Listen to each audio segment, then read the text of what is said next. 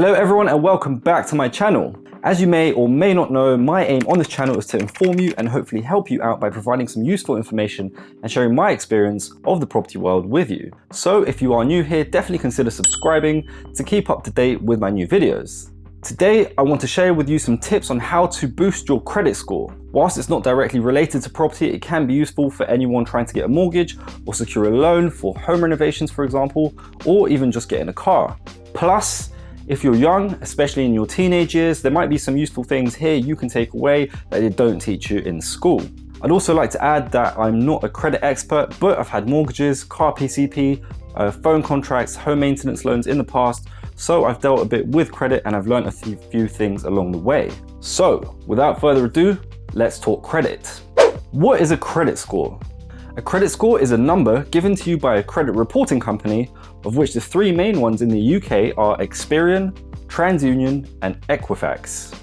This number essentially represents how good of a candidate you are for credit or for loans, and it's based on your credit history. The higher the number, the more favorably lenders will look at your applications and you're more likely to be accepted for loans. Your credit file and history usually starts as soon as you open your first bank account. So if your parents opened a young person's savings account, for example, when you were younger, that's how far back they'll have information on you. So any financial decisions you make throughout your teenage years will have an impact on your life later on. Credit scores are based on so many different factors it's hard to keep track of, but the main ones that usually stand out are the number of open accounts you have. So the more accounts you have, the more suspicious it may seem to lenders. However, the longer you have those accounts, the more comfortable they'll get, and your credit score will slowly increase with time. The total amount of debt. Obviously, the higher your debt, the less favorably lenders will look at your applications. Higher debt also usually means a lower credit score because on paper they may think that you're financially stretched and may not afford to repay any new loans you might want. Repayment history. This one is very important. Always make sure to pay your bills on time.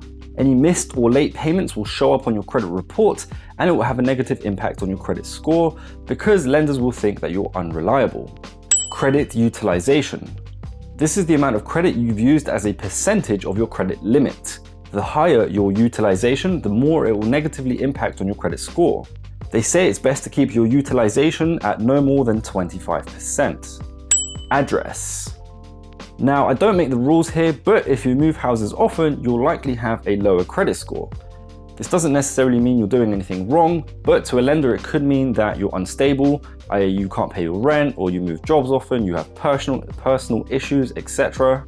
Remember, they don't actually know you personally. They're looking at the data about you which they have to interpret and make a judgment based on that. There are other huge factors that can really ruin your credit score, like declaring bankruptcy or receiving something called a county court judgment or CCJ. These are issued when someone you owe money to takes you to court and you don't respond. This can be for council fines, loans, phone payments, etc. Once a CCJ is issued on you, it will stay on your file for 6 years unless it's repaid in full within a month of judgment. Once it's on your file, it will make it extremely hard to get a loan, or any lenders actually willing to give you money will charge a stupidly high interest rate, essentially discouraging you from taking the loan. So again, just remember that paying things on time is always important. Now, let's dive into the tips on how to increase your credit score. Opening up a savings account. If you're watching this and you're below the age of 18, I would say this is a great starting point for you. If you don't have a savings account in your name, you can ask your parents to set one up for you. Once that's done, you'll have two options. If you're lucky and your parents are able and willing, get them to pay some money into that account every month. This doesn't need to be a huge sum, but by the time you're 18, your account will have matured and lenders will already look at you more favorably compared to people who are just opening up their first debit accounts. If your parents aren't able to give you that money, you can always look for a part-time job, which will allow you to contribute to that savings account. The other benefit of having a job is when you start applying for credits or a loan, putting down an income stream is beneficial because it will show the lender you have a steady supply of money. Getting a credit card. Once you're 18, you can start applying for credit cards and you will most likely start getting offers through the post. Credit cards are a great way to increase your credit limit and build up a history of utilizing the credit and paying it off on time. For this to work though, you have to be very disciplined because again, remember, you want to keep your credit utilization below 25%. So if you have a £1,000 credit limit, try to stay under about £250. This also only really works if you have an income as well, because the aim would be to pay for small things with your credit card that you would buy anyway, and then you pay off your credit card straight away. Eventually, your credit limit will increase as lenders start trusting you more. If you don't have a job, this can be dangerous, as using a credit card and accumulating interest can spiral out of control very quickly, making repayments unmanageable. Getting a phone contract. For a lot of people, this will be the first contractual credit agreement they ever get, and most people will have a contract phone, but it will be paid for by their parents until maybe they finish university. If possible, it's best to take out a contract in your name as soon as possible and make sure you don't miss or make late payments. Again, if your parents are willing and able to pay it for you, have them transfer the money into your account from which the direct debit will come out of. Alternatively, if you have a job, then this shouldn't be a problem. My recommendation would be to try stick to a contract that doesn't stretch you financially. This will eventually build a good history of on-time payments and show lenders that you are able to enter into a contractual credit agreement without consequences, thus boosting your credit score.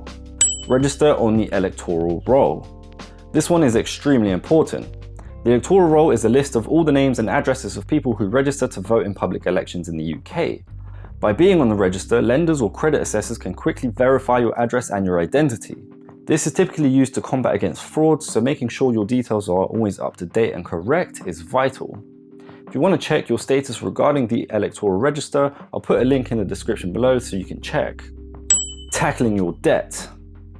The lower your debt, the quicker your score increases, but this is usually easier said than done.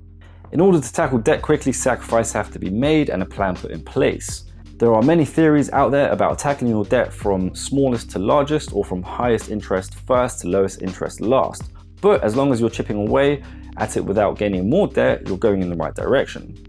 A good way to sometimes tackle debt is through restructuring. If, for example, let's say you have a loan at an interest of 5%, but you can get an identical loan at 3%, you can use that second loan to pay off the first loan and have smaller monthly payments because your interest is lower. I'm not a financial advisor, so if that is your situation, definitely speak to a professional before doing any sort of financial restructuring. Generally, if you stick to paying your bills on time, not stretching your credit limit over 25%, and making sure your details are up to date on the electoral register, your credit score should go up over time, and you should eventually have an excellent credit score. The main benefit of having a really good credit score is that you might be eligible for lower interest rates or approved for larger loans, which can be useful if you're trying to get a loan for a car, do some home improvements, or you're trying to buy your first house with a mortgage. If you've never seen a credit report, Experian normally does a free trial where you can sign up and download a copy of your report for free. For those who have already gone through the free trial, you'll know these reports cost around £15 each time you download one, and they're updated every month. In the report, you'll see your whole credit history, and it should give you some personal and tailored advice on boosting your score, so you can always double check that. I hope that's been useful and that you've taken something away from this. If you like the video, give me some credit and smash that like button. It really helps me out a lot. For anyone who is on a credit score boosting journey, good luck and thank you for watching, and I'll see you all at my next video.